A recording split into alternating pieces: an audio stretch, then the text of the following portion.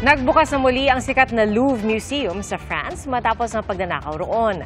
At sa Ukraine, isang paaralan ang tinamaan ng drone strike ng Russia. Ating saksihan.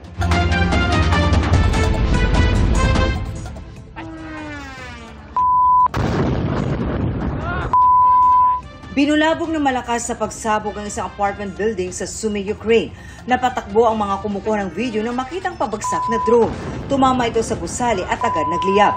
Ayon sa lokal na otoridad, siya mang sugatan sa drone attack na mula sa Russia.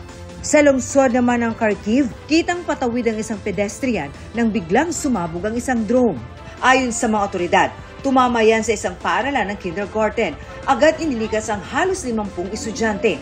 Ayon sa ulat ng Emergency Service ng Ukraine, di bababa sa isang patay at 6 ang sugatan. Ayon kay Ukrainian President Volodymyr Zelensky, Russia ang nasa likod ng pag-atake.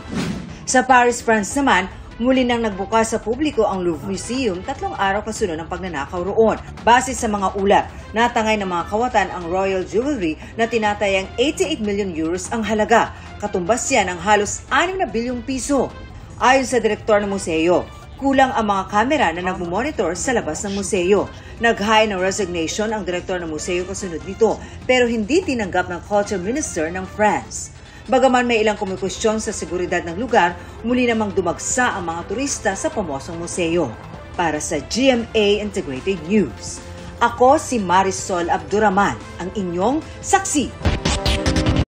Mga kapuso, maging una sa saksi. Mag-subscribe sa GMA Integrated News sa YouTube para sa iba't ibang balita.